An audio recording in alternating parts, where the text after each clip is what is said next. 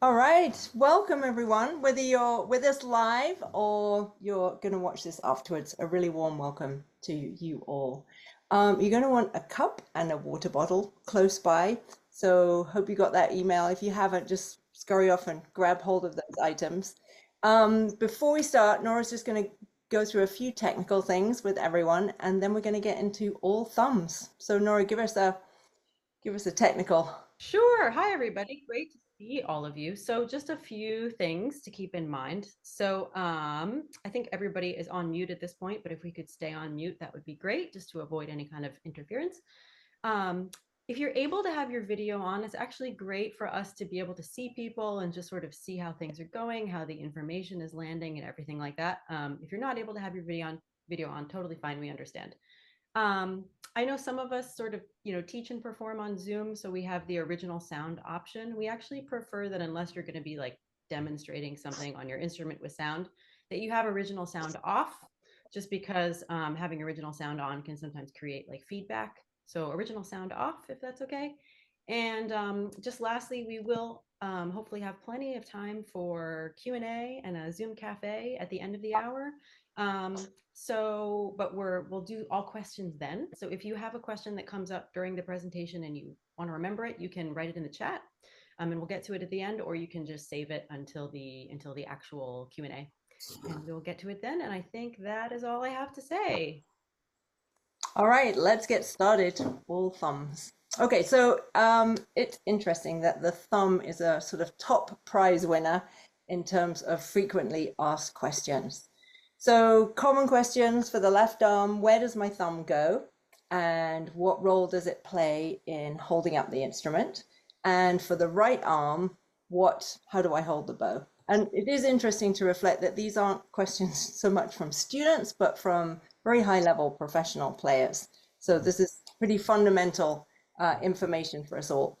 It's also true that the thumb, or both our thumbs, can be the surreptitious cause of sort of mobility issues, comfort issues, and, at worst down the scale, also a cause of pain. They're quite hard to see as well, especially that bow thumb. So what we're going to do today is we're going to look at some general principles first, and from those general principles, we can gather a toolbox from which we can get into the specifics of playing. So, an important thing to remember is that during the day, we pick incredibly sophisticated patterns of movements. Our brains and bodies are really brilliantly designed. And there are two fundamental things to keep in mind about this design that are really helpful, whether we're talking about thumbs or any other part. So the first thing is that our brains select patterns of movement that make sense to us. They are what we call physically logical. And they are so logical that most of the time we don't notice them.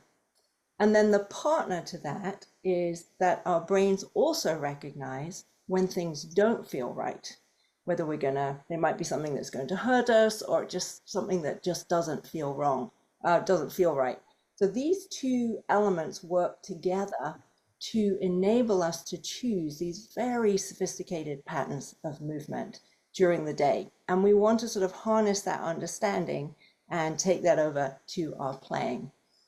All right, so we're going to step a little bit to one side of our playing. We all are so we have such strong associations with our playing and with our music making that sometimes it's actually really hard for us to perceive what we're doing on our instruments and actually how to make changes. So it's a little bit like taking a little step to the left of our playing and looking at ourselves in our daily function so that we can gather information about how our brains and bodies work, and then we can take that over to the specifics of our playing. It usually makes it much simpler to use this kind of information in playing. So if we look at ourselves during the day, our hands are actually, and when I say hands and fingers, I include the thumb. Our fingers and hands are really doing two things. We use them to touch stuff. They have incredible sensory powers, and there's really good reason that we use them to touch things. They also have a brilliant opposable thumb design, which means we hold things with them. So what we want to know is what makes that so successful that we don't even notice it, and what happens when that goes wrong. So we're going to have a look at that. So we're going to talk a little bit about what we call a standing thumb. So it doesn't matter actually which part of our body we're thinking about. When we go from sitting to standing, or when we walk, our body and our legs and our feet, we connect to the floor, the ground, through our joints.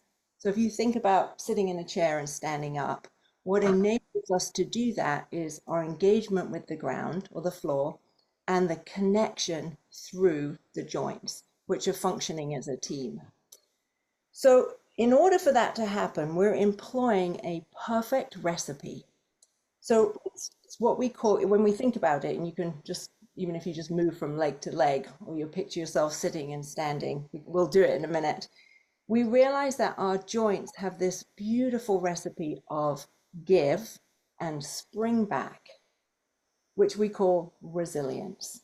Or a very helpful term is responsive resistance. So think about sitting there and engaging yourself to stand up. If you are sitting, you can just stand up and just notice that all your joints engage as a team in that springy way to enable you to stand up. Now, what happens if this goes wrong? We're going to try disrupting this for a minute. So have a seat. And if you're standing, you can also just do this walking. So just make your knee floppy. Try standing up and just make one knee really kind of goopy. And what happens? Right. I see Sherry just like, nope. Actually, if you did persist and you kept going, you'd probably land in a heap on the floor. Right. And then the other side of that would be if you made one knee really stiff, try getting up from there. And at that point, we actually realize we can hardly move at all from that one. So this responsive resistance is absolutely essential to our capacity to move with propulsion, momentum, ease, and power. There's a second element to this that's really important to understand, that responsive resistance enables us to distribute the workload through the entire team. So each of our joints is designed to play its part in proportion to that design. So we've all got toes, and we all understand essentially that they play a toe-sized role in our walking or running or whatever it is that we're doing. We don't assign them a knee-sized role or a thigh-sized role. So when all the joints are functioning as a team, each part is doing its share according and in proportion to that design, which is absolutely brilliant. And of course, that applies to our fingers, wrists, elbows, and shoulders, and everything we do with our arms, including this thumb. So what happens when this goes wrong? So think about, there are a couple of situations that are so familiar to all of us. We've all twisted our ankle. So if you're walking along and you twist your ankle, what happens? Your leg rescues you, hopefully, most of the time. The leg kicks in, another part of the leg kicks in and holds onto us in a sort of emergency mode and stops us from falling. Similarly, another example, when you're coming downstairs and you take that extra step that you think there's one more step and it's not there, and your knee does something really goofy, but your leg also kicks in that situation and rescues you again. With our hands, there's that familiar experience. It actually usually makes your heart beat very fast when you think you're going to drop something. It sort of slips and your fingers grip in order to hold on to it. So that's brilliant too, but it is an emergency system. It isn't designed for continuous use. So if we decide to use that emergency system and walk with a twisted ankle, squeeze with our fingers, we're going to start to have problems. It's interesting that when we do rescue ourselves with that brilliant contingency plan, we rescue ourselves in order to hold the bottle normally or the cup normally, and we rescue our leg in order to return to normal movement. We don't stay in that emergency mode for the rest of the day. So let's take this over to the thumb. I'm going to drop my camera a little bit. Tell me if you can't see me at any point. So the first thing we're going to want to consider is that the thumb is really a continuation of the top of the forearm. I'm actually going to sort of turn this way. So if we start all the way back here, we can see it coming along this edge. And it's going to come out and include my thumb, and in fact, include right the way through to my index finger. So we can see this in two directions. So if, and you can do this with me, if you just let your thumb rest on your fingers, so it's not pulling away, and you just very gently nudge the top of your thumb, you'll feel that that comes out back at the back of the elbow. And equally, if you were pushing a drawer in, you would feel from the back of the elbow forwards and through the thumb. So sometimes I refer to this as north-south and south-north. It's just a helpful way of considering that connection. So if we tap that thumb again, what we notice is that these two little knuckles have that responsive resistance. They're springy, they're not goopy, but they're also not stiff. So they're not pushing. So just have a tap on the end of that thumb and you'll feel it connect through the team, and you'll be able to see that responsive resistance through those two knuckles. Now, if we pick up any small object, I'll switch hands just so you can see clearly. And just do this with me. Grab hold of that cup or water bottle. It does, even if it was a smaller object, that would work just as well. And just have a look at the shape of your thumb. You'll probably notice, as some of the children said in a class, it's pretty straight-ish. And if you pass it to the other hand, it's kind of interesting to notice if they're the same. They're usually the same. So what we notice is not just the shape of the thumb, but we have all, and we're going to ask everyone to drop their camera. Let's just ask everyone to drop the camera so that your arm is visible if you can. What you'll notice is that every one of us instinctively lined up the finger, hand, and forearm unit. So that standing thumb with its two little responsive knuckles here is part of that entire team. And it's playing its thumb-sized role within that team. So what happens if we disrupt it? So we're going to disrupt this like we did with our knees, and we're going to see what happens. So I'm going to hold this as close as possible so you can see. If you pull your thumb a little bit close to the nail, what we start to feel, this is what we call the pinch mechanism. You can close your eyes if you want, just so you can feel more clearly. You can feel that the forearm tightens. And you can also feel that the fingers start to squeeze a little bit inwards. So that's the pinch mechanism. Probably not a great long-term plan. Equally, if we put the thumb back to normal, if we put the thumb a little far forwards, we enter the push mechanism, where these are flattened out. And again, if you close your eyes, you can feel the sort of corresponding effect through that system. And usually when we enter that push mechanism, it makes the fingers have a sort of thrust feel. It's also interesting to notice that in either of those, whether we're in a pinch or a push, it is much harder for our fingers to sense and feel the object that they're holding. And that is going to affect how efficient we are at holding the object and moving it. So this is where the Goldilocks story is really useful. There's this, if you think about Goldilocks, there's the too hot, too cold, just right.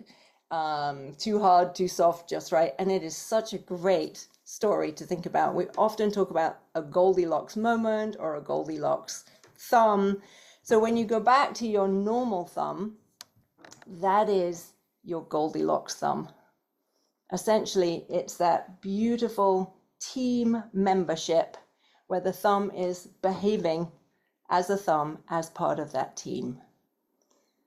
So we can also notice if you rest the object in either in your other hand or just pop it on a table and you move around, that thumb is not being misshapen as you move around.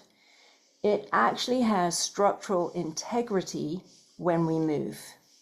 So it's not being dragged and pulled out of shape and out of alignment as we move around the object. It maintains that responsive resistance as we move. All right, let's get into some of these opposable thumb details. So we have this amazing sensory system. And what's happening is the fingers, including the thumb, feel the object and basically send a message to your forearm how much to support in order to hold that easily. So it's really this sensory messaging system from our opposable thumb design to the forearm. So if we break this, it's really interesting. You can break it like we did at the thumb, or you can break the alignment somewhere else. So if you pop your wrist up like that, you realize the fingers start to squeeze because they don't have that connection to the forearm. Equally, if you go the other way, I mean, we can break it multiple different ways. But once that connection is broken, either by the thumb or a finger, or further up the system, the fingers essentially, they become sort of sensorially blind.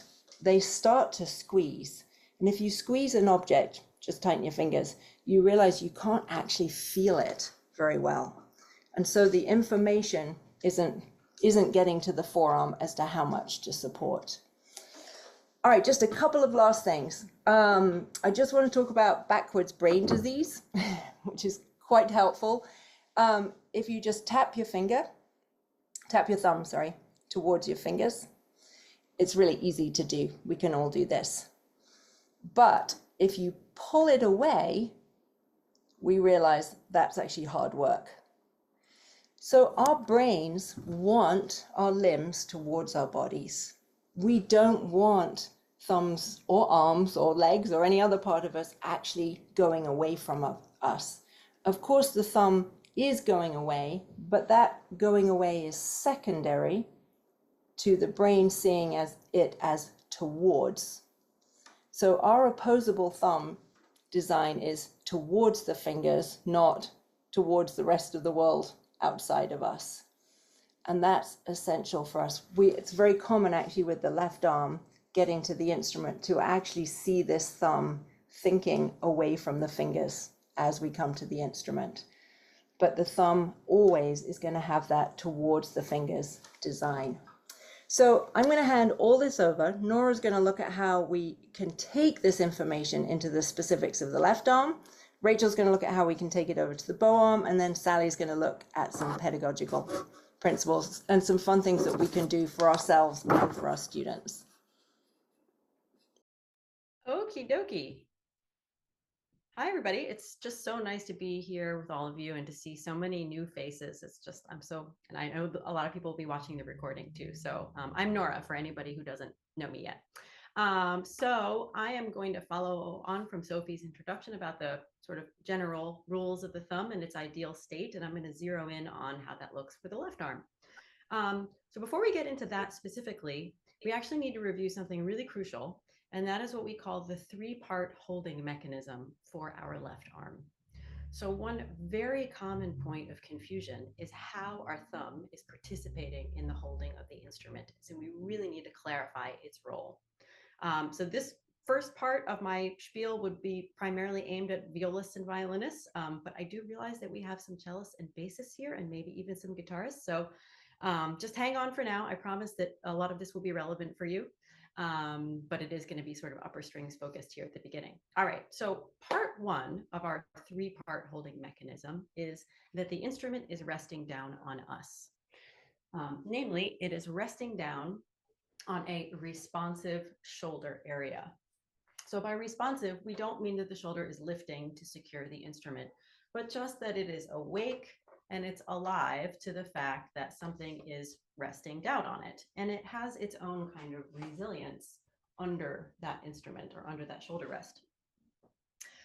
So we usually describe this, as the torso receives the instrument. So we can all just try that by plopping our instruments up, or even if you happen to have, I don't know, a handbag or a sack of potatoes, whatever you have handy. Sometimes it's nice to work with everyday objects too, because we usually have less sort of programming or baggage with those, but we can just sort of feel how the object plops up there and the torso receives that instrument on a responsive shoulder area. And really, there's, we can notice that we've got a whole body under there, right? It's not just the shoulder, it's actually our whole bony structure all the way down to the floor and our feet.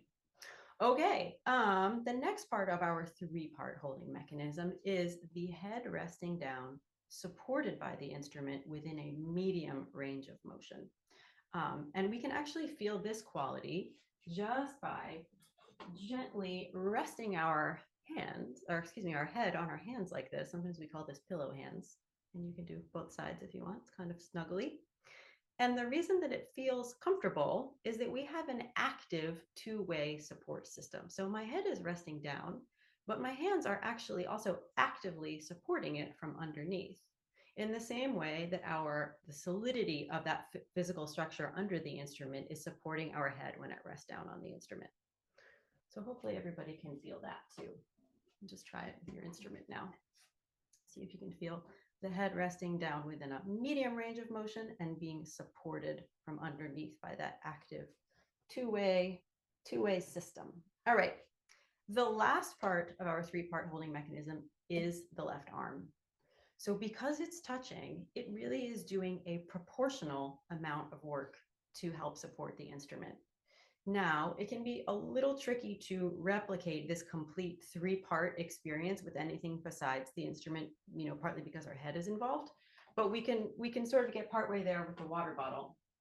So if you take the water bottle and you hold it in two hands and you leave one hand in place while the other one moves around, you can feel that the hand and arm that's moving is helping to hold or support the bottle in a proportional way, and that there is actually a constant dynamic interplay between this or within this two-handed system.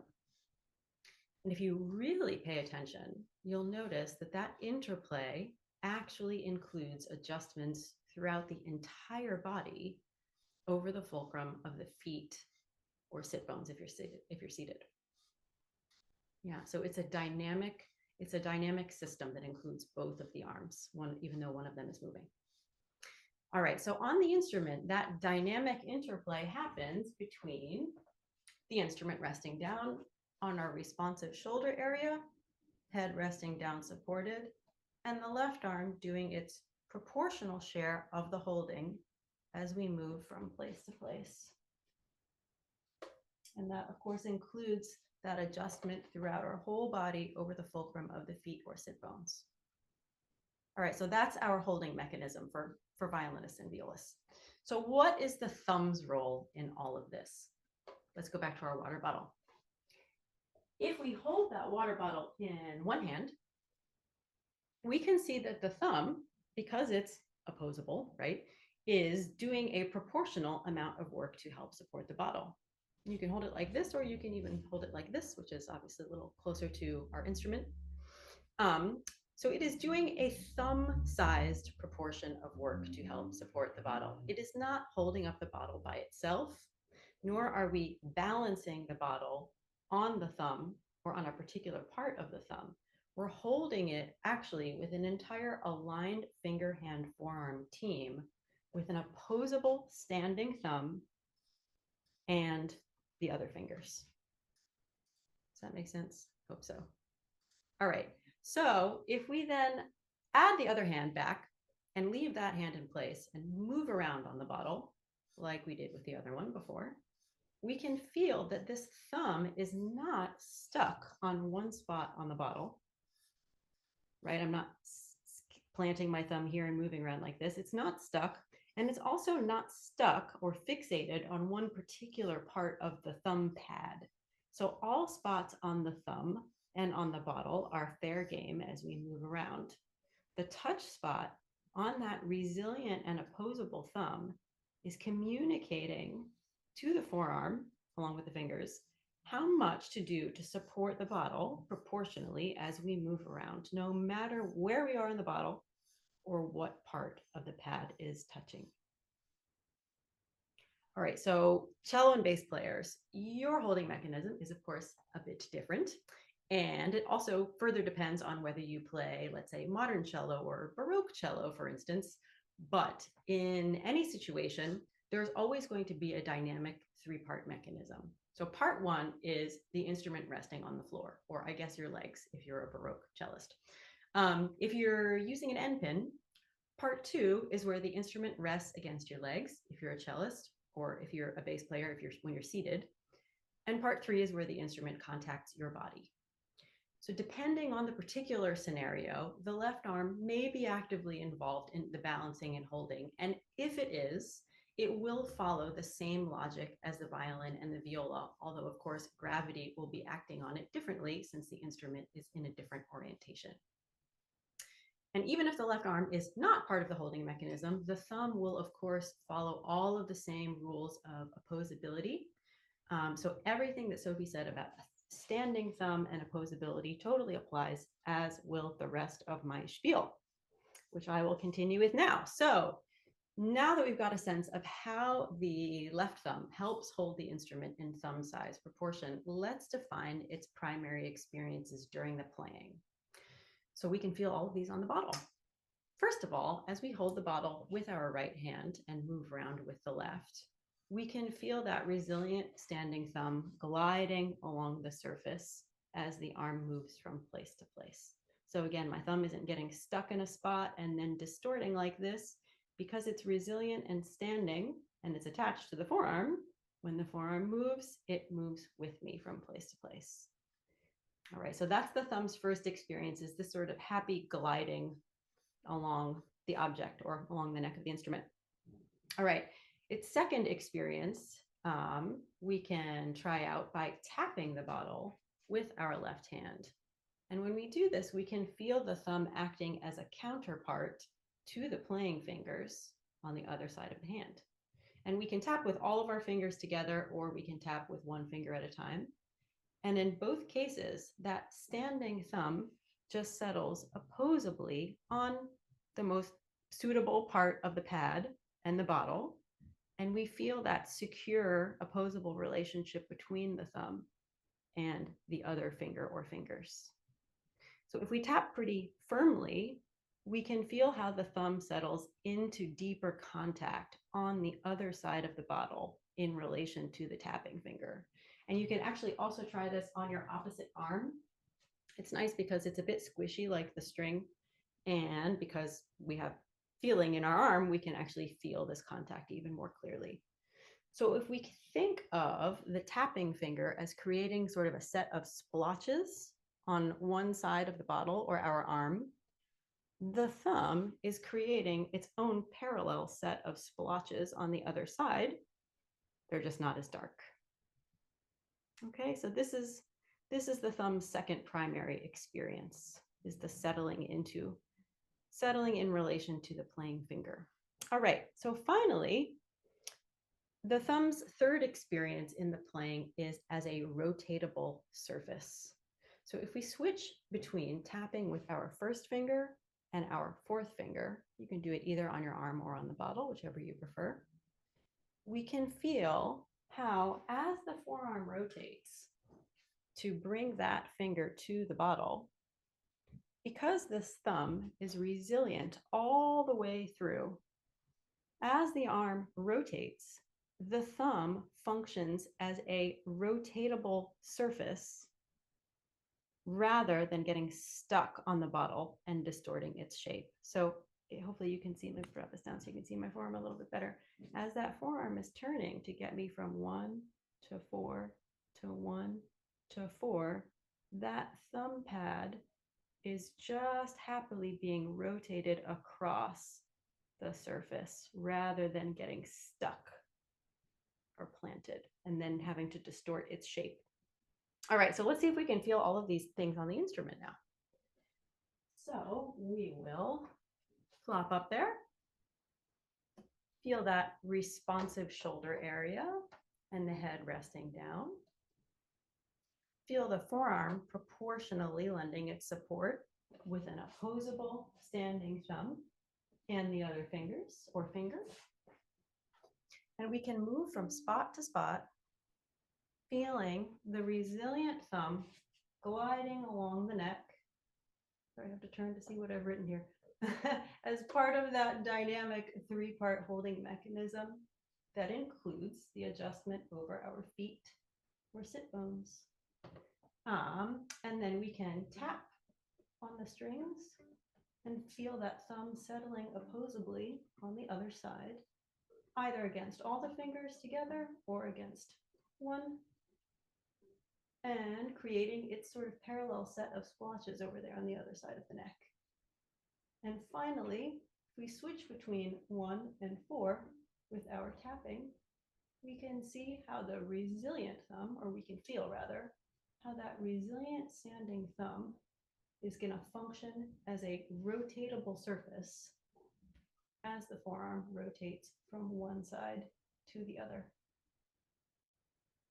So that's it for the left thumb. Of course, there's always so much more detail that we could go into, but I think hopefully that will come up during the Q&A at the end. So now I'm going to pass it over to Rachel, who's going to tell us all about the right thumb.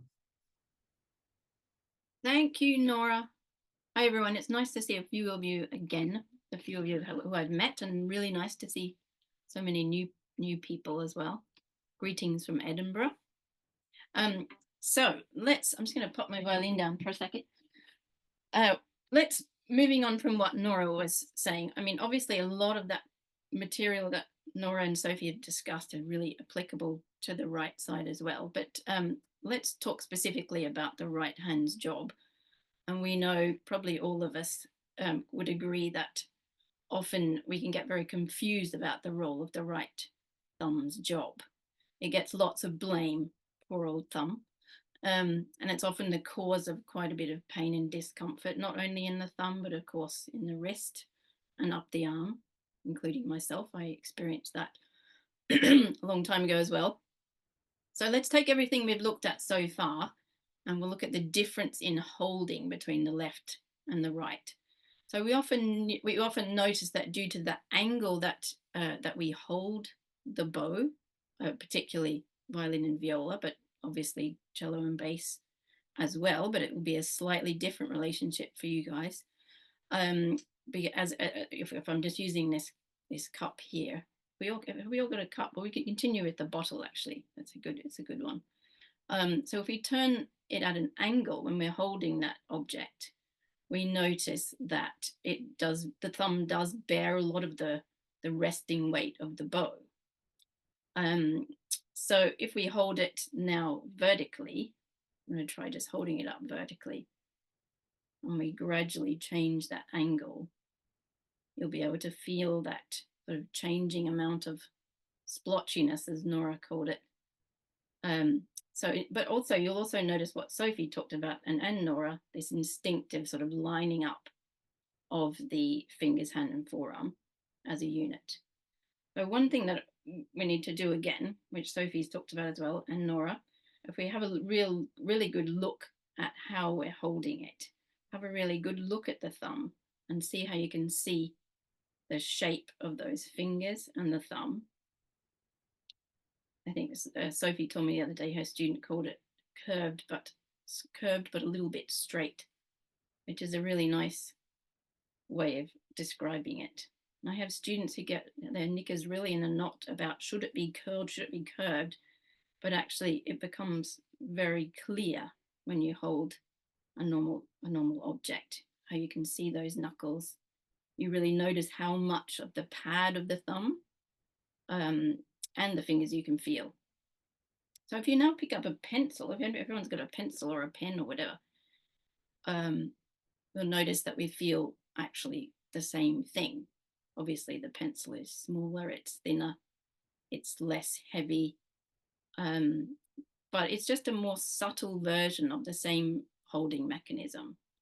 It might be worth doing that a few times, just grabbing the pencil or any other object, actually. Pencil's a good one. And just put it down, feel the cup again, feel that changing splotchiness as you move it around. So it looks the same as well, doesn't it?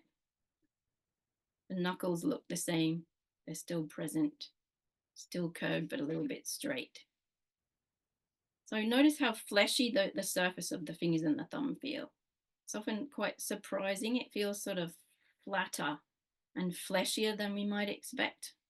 I remember that being quite a surprising aspect of how much flesh we do feel when we hold something, even with the pencil. It's not a sort of pinchy feeling as Sophie described earlier. So we can also notice now how there are really a lot of adjustments, very, very subtle ones, some subtle, some not so subtle, which happen within the arm, which we automatically use to maintain alignment and forearm support for the hand holding the object. So if we move that object around, whether it's the pencil or the cup, just spend a bit of time, try not to chuck it over your shoulder. And you'll notice, oh yeah, there's something going on inside my arm when I turn. And of course, that's the forearm rotation that's happening within the forearm. So we can clearly feel this rotation or adjustment inside the arm. If you imagine pouring the water from your bottle, if you're holding a bottle and you're pouring it down the sink, it's a really nice, or tipping the water out of your cup. It would be really strange if we held it, sort of tried to hold it without that adjustment happening inside the arm. Make sure the lid of your bottle is on. So all this stuff, I know I sort of freaked out about, okay, feels all really nice but how does this apply to playing the violin? And if you have pain as well, then it can be all extra scary when you're thinking, okay, I can hold a cup really well, but how do I hold a bow? But actually employing this same holding mechanism that we use all the time, it enables us to move with a lot, with complete ease, and increases the freedom because it's such a simple movement. We're not having to add complex stuff to be able to hold the bow or the instrument. So let's explore this a little bit. What happens when this holding mechanism goes wrong, which is, of course, can end up fairly badly. But let's try some common ones. Whichever object you have right now at hand, let's try what Sophie described earlier, breaking the wrist, which is really just then you're completely disconnecting from this forearm support. So you'll probably notice, if you think deeply and feel that sensation, that the thumb is doing pretty crazy stuff and the fingers are having to just grab a lot more, and it will affect the movement up here as well. So it affects the freedom of the movement. If we twist the wrist, which is really going this way or this way with the wrist, we can also explore a little bit what happens there. Doesn't feel so great. I actually hate doing that. Stretch the index finger away, which we all know is a pretty common thing to do on the bow. While you're holding the object, feels pretty wacky. You can immediately feel what it feels in the thumb there. And I notice it also up here. You may notice other things as well. If you now shake that out a bit and now just really curl the pinky. Now notice what's happening with your thumb. And often we do that as well as that, don't we? Okay, let's try and get that out now. So you notice that the thumb basically has to be a complete superhero if we do anything outside the realm of the other fingers or the wrist's comfort zone without the support of that forearm. So everything's having to work beyond its design, specifically the thumb in this case. So inherently too, we feel that our movements become inhibited and restricted. So back to holding the turned object. So we also notice that it feels, as we said earlier, that the thumb bears the resting weight of the object, but it's not pushing upwards at all. You have a feel and have a notice. So the fingers are all playing their team holding part, but there's no sense of the thumb pushing upwards, which is a really common thing to feel when we're holding the bow.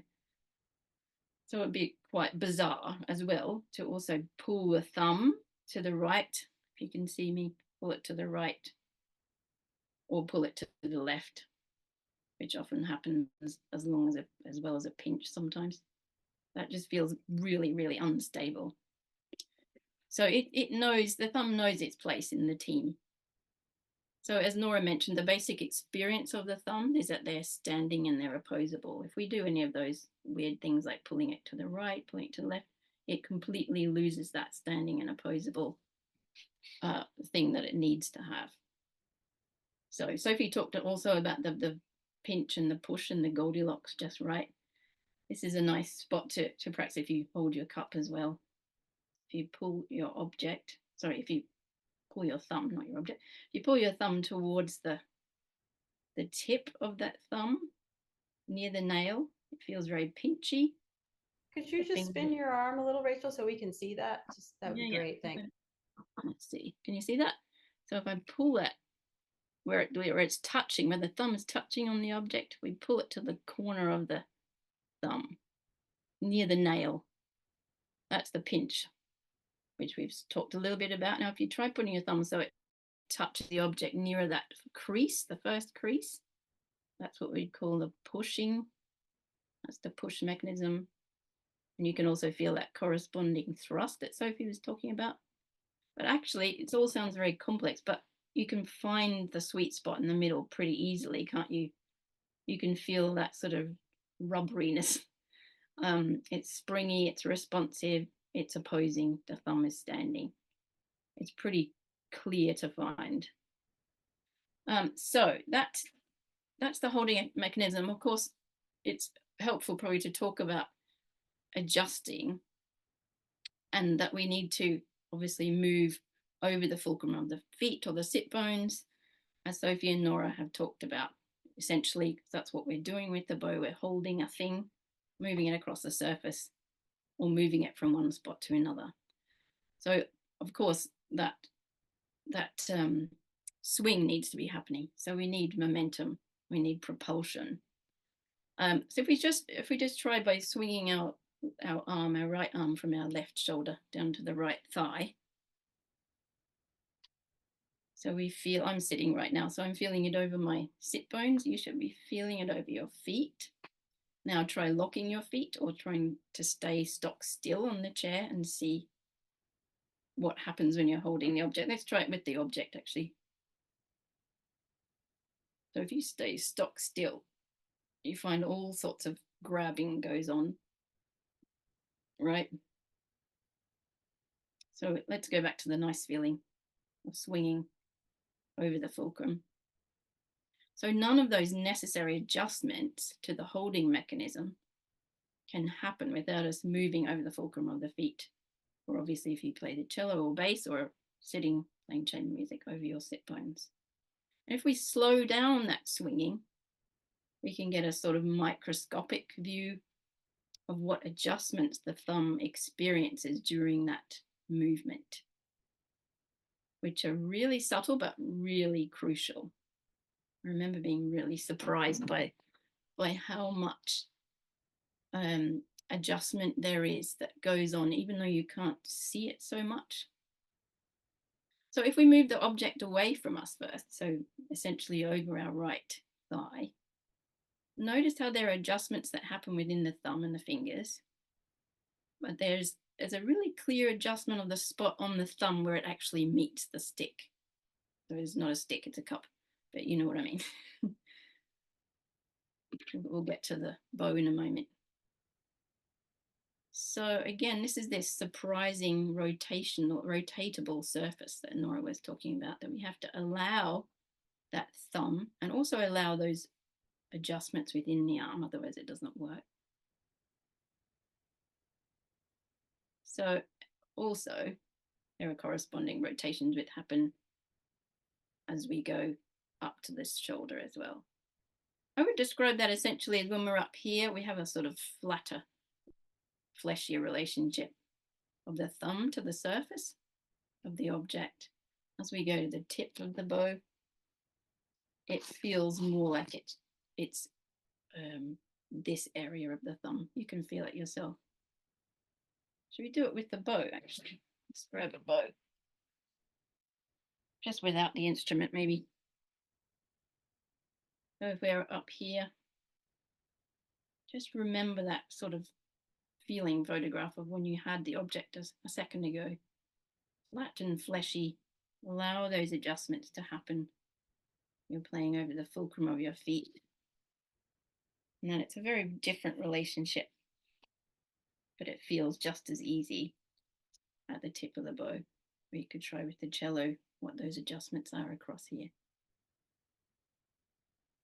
Okay. So one thing I've found very, very, very helpful with sorting this out is to know those things in your mind, but to feel them. I've got a seating pad, but you could try with some sort of foam book or folder. You could grab one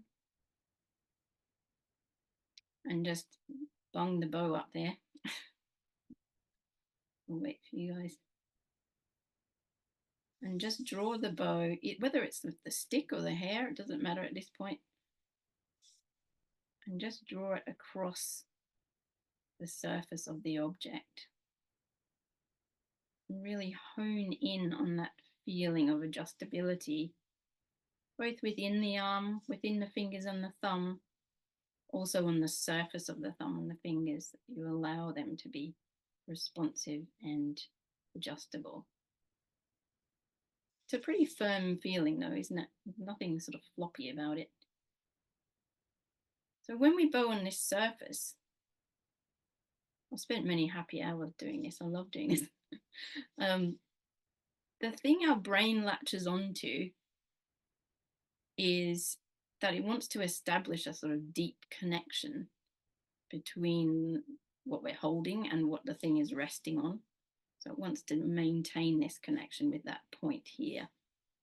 And that actually informs or invites the hand and the thumb and the arm to adjust in order to maintain that connection of that point here. It's a very comforting thing. Okay. So hopefully, if you really hone in on that feeling and you go to the instrument, we won't do that now, and switch it up a little bit, it becomes very, very clear about what adjustments may have been missing in your movement or in your holding mechanism. So I am going to pass over to the lovely Sally, who's going to explore. Rachel. And I'm basically going to pick up where Rachel left off, because there's, as ever with the till approach, there's always a few more pieces to the jigsaw. And obviously we cannot complete the jigsaw in 1 hour, but we will try and create a bit of the jigsaw, which makes a picture that's hopefully clear enough to see what we're aiming at. But there's just one element to what Rachel was talking about, and that is full holding versus partial holding. So if we go back to our cup and hold it vertically like this, which we've done many times today, and then we move that object to being horizontal, you are currently fully holding that object. And I love what Rachel said about the idea that the thumb isn't pushing up in any way at this moment, but we are nonetheless fully holding this object. If we then take the other hand and provide a little bit of support to this object, you can feel the moment when the forearm and fingers and thumb, they almost melt a little bit. And that is when we move from fully holding into partially holding the object. And we can alternate between the two by taking that hand away, and we can feel what fully holding is. And then when we add the support, we can see what happens in the whole finger, hand, forearm unit when we are partially holding. And when we are using our bow, we are partially holding it on, because we are resting it on the surface of the string. So here we can alternate between fully and partial holding. And let's take that straight over the instrument, where we can hold our bow over the string in a fully holding way. And then when we put the bow onto the string, feel that almost melting sensation where we move to partially holding. And you can alternate between the two as we did on the object. And what's great news is that that partial holding is using less energy, it's using less grip, all of that sort of thing. And so we are playing in a more efficient way when we take on that partial holding and we don't maintain. Feel what it feels like to have fully holding and then put it on the string and not make that change. And you can see the difference and you can feel the difference in the arm. So that's a quick explanation of fully holding versus partial holding and how we can feel that beautifully in the thumb. So now let's move into the teaching environment, which is an environment which makes me smile just thinking of it. And how do we approach these thumbs with our students? So an exercise that I absolutely love and that we all love at the TIL project is that we just simply put our arms down by our sides. So you can see I'm just hanging my arms. I'm not doing anything special with them. They are simply in neutral position. And this really is a great position for us to really spend time exploring the internal physical landscape of our fingers, of our hands, of our thumbs, and moving up the arm as well, the forearm, the upper arm, the shoulder area. But today, obviously, we are focusing on thumbs. And at this point, I would just like to say, we can't really talk about thumbs ever in isolation. And I sometimes think that this can be and can lead to the problems that we can experience when playing. Thumbs are always related to the hand and fingers. So if we're working on thumbs with our students, we must always talk about them in relation to the hand and fingers. Because as soon as we try and work on it as an isolated entity, we end up giving it the superhero powers that it doesn't, that we're possibly suffering with as we're working on our instruments. So remembering that relationship. So what do we do once we're in this lovely position where we can feel our hands, our fingers and thumbs in neutral? Our next job is to ask questions. And this is because with the TIL approach, we are constantly aspiring to steering our students. We're constantly aspiring to teaching in an environment of steering versus an environment of obedience. And the reason for this is if we steer our students and physically allow them to feel things along the way, we are building up their physical self-awareness, which is so important. If we teach in this environment of obedience and we get our students to arrange their bodies according to external rules, we actually turn off their body awareness, which is something that we really don't want to do. So we steer our students. And what I'd love to tell you at this point is I'm going to completely change the subject and tell you that we are currently 4 months into our TIL project pedagogy certificate. We're having a wonderful time with a wonderful group of participants. And these participants come from Los Angeles to Scotland to Brisbane, all around the world. And we are so enjoying the community that has developed as a result of this pedagogy certificate.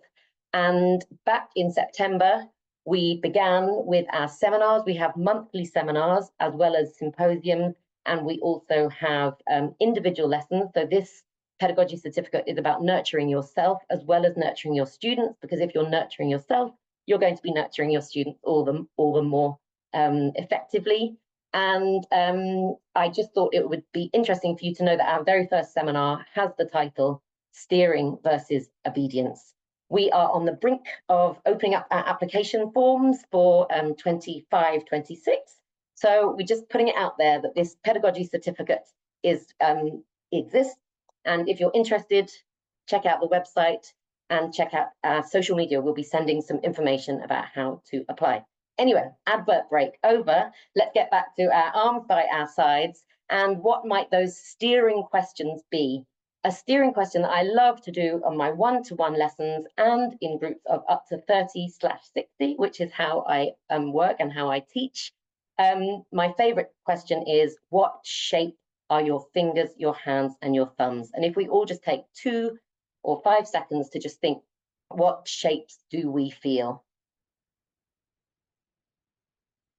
And some of the answers that have come out of the children that I work with are, my hands feel like circles, my hands feel like semicircles, they feel like ovals, they feel egg-shaped, they feel rainbow-shaped.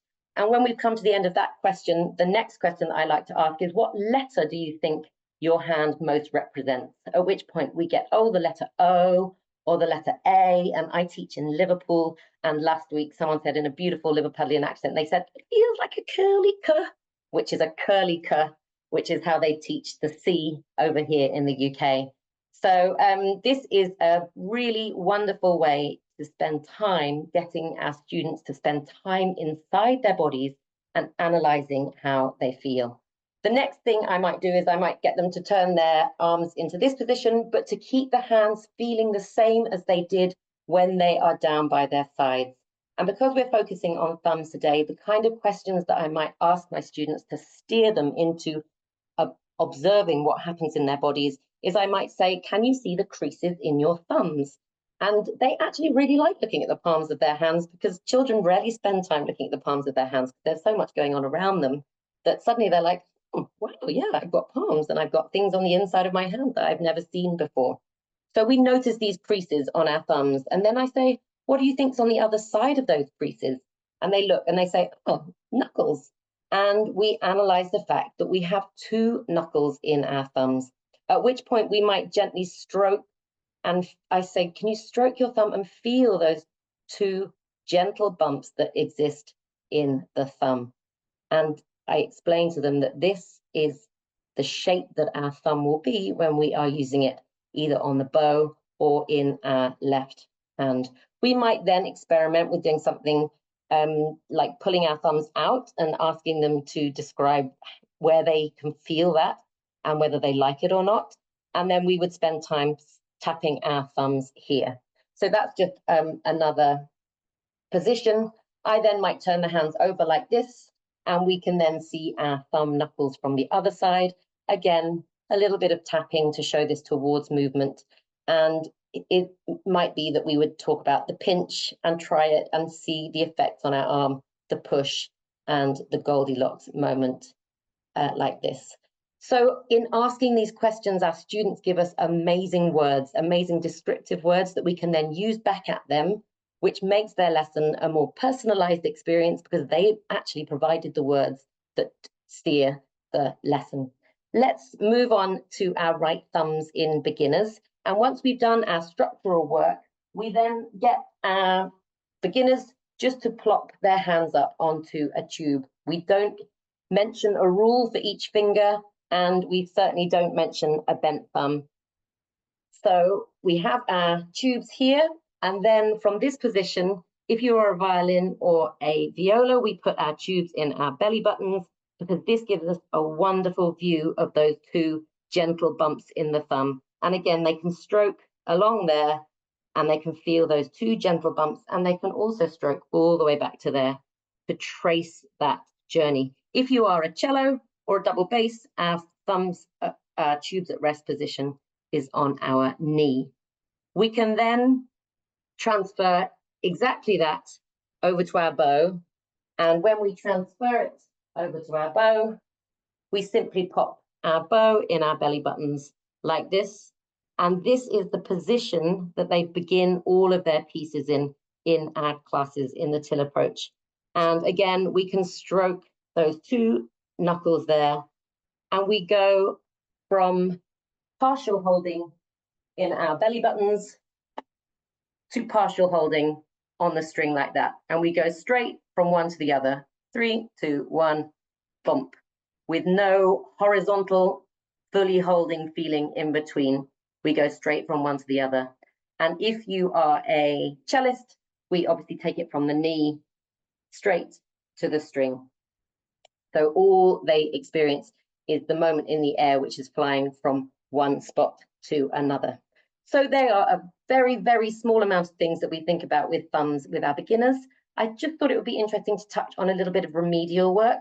We inherit students, which and they might have some issues going on with their thumbs, but I'm going to be perfectly humble and admit that I can have had students all the way from the beginning, and they can still have goofy things going on with their thumbs, despite all the things that happen. They grow, they change, and obviously it's always a journey and a work in progress. What I would do if I needed to do remedial work with a student is I would do a lot of that arms by the side work where they're in neutral and they can understand the shape of the finger, hand, and thumb. I would explain to them about the pinch, the push, and the Goldilocks thing. I would talk about whether or not we have a structurally sound forearm and things like that. But then I would move on to something which is really useful, and that's 24-hour practice.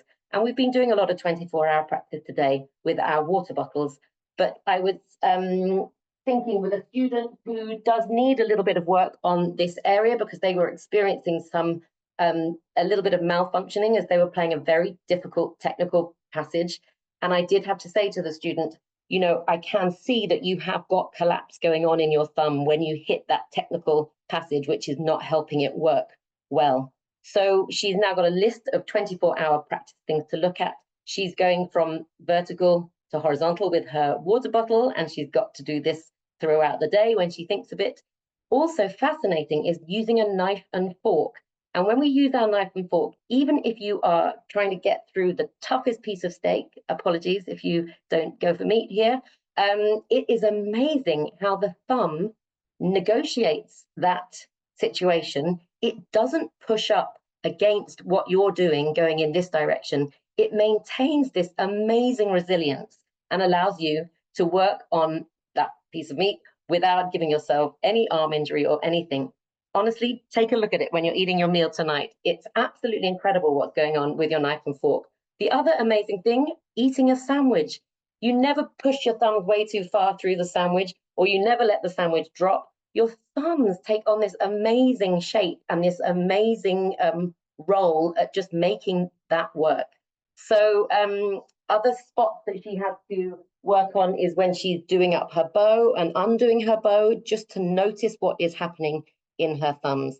And I promise you, you'll be amazed at how awesome thumbs are. We talk about these annoying thumbs that get in the way and that we're always battling with them, but I've been transformed into thinking that they are a really amazing piece of kit.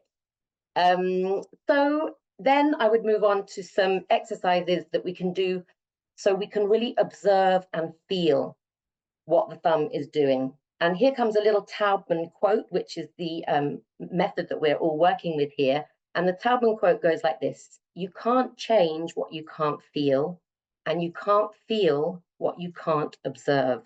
So this time spent observing and feeling is what is going to help us make the changes that we might need to do in our playing to make our playing feel better and to make certain technical things work better.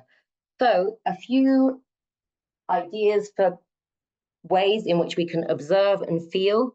This is a very nice exercise where you hold the bow like this, and you just let the amount that the hand is holding the bow loosen a little bit, so the bow just drops a little bit through the fingers. And what this really does is lines up the standing thumb with that middle finger. A common thing that can happen is that this thumb moves towards the third finger. And when you try and do this exercise with that thumb towards finger number 3, it's fascinating. It makes my mouth go like this for some reason. I don't know why, but it makes me have all sorts of responses over my body. I can't do it other than the right way, with my standing thumb lining up beautifully with my middle finger. Another nice thing to do is, once you've got this this bow hold that you've practiced on objects and things first, you can just tug with this hand. I'm just doing little tugs to check on that resilience. Check, go through each knuckle and say, yeah, I can feel that resilience that Sophie was talking about in that knuckle. Yeah, I can feel it in that knuckle.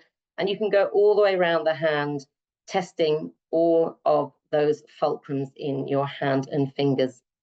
Another nice thing to do is to hold the bow steady with this arm And then as we move our arm down here, we can see the adjustments that Rachel was talking about that happen as we go from one end of the bow to the other.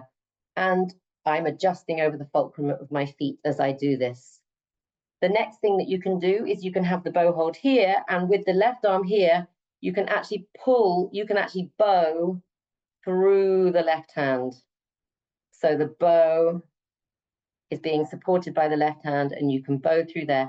As you do these, you are in a position to really be able to observe the thumb, really be able to feel what it does as you go from one end of the bow to the other. I talked about this being a remedial sort of section of this talk, and for some of our students, it may be quick. For others, it may take a long time. And this depends. What does it depend on? It depends on age. It depends on stage. It definitely just depends on desire. You might not have a student that desires doing all of this sort of thing. So it depends on a desire. And it does depend on your student's ability to be able to tune in to their internal physical landscape and to be able to feel stuff, which is something we need to develop in our students. So that is our right thumb. I'm just going to show you a sweet exercise inspired by Zoe Manfredi, who I can see on the screen right now, and she's now smiling, which is lovely. But this is a great tool, the ruler, for teaching leaping. And I've kind of got my ruler in guitar position, and I should clarify, leaping is what we call shifting here at the TIL project. And you can take your ruler and pop it in guitar position and maybe put it on 2 inches, and then you can decide where you're going to hop from and we hop from 2 inches to 8 inches and back again. And we can hop, you can make the number combinations up with your students, but we're just leaping between these numbers. Then you could, if you are a cello or a double bass, you can do the same sort of thing in playing position, and we can do the same sort of thing with our ruler in this position.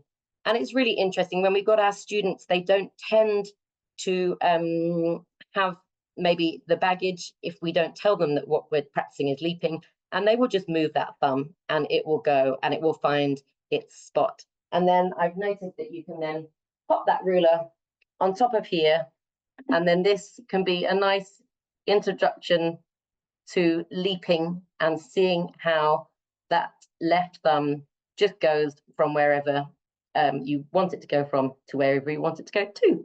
So as we keep saying, we can't cover everything, and we've just scratched the surface of thumbs, but this is where we bring our presentation to a close, and we are going to open it up to questions.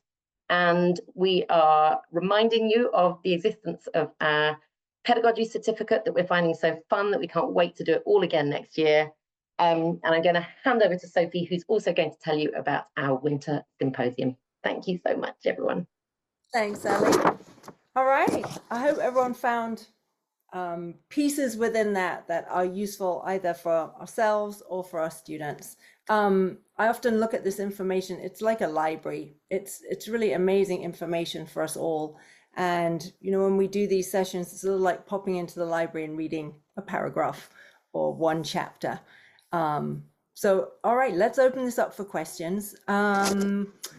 Before we do that, I just want to share one thing. We do have a winter symposium coming up January 11th and 12th, and we won't be talking about thumbs. We'll have a masterclass. We'll be looking at some Bach, solo Bach on viola, Saint-Saëns, Introduction, Rondo Capriccioso. We'll be looking at tools for expression, actually, where technique and music making really meet.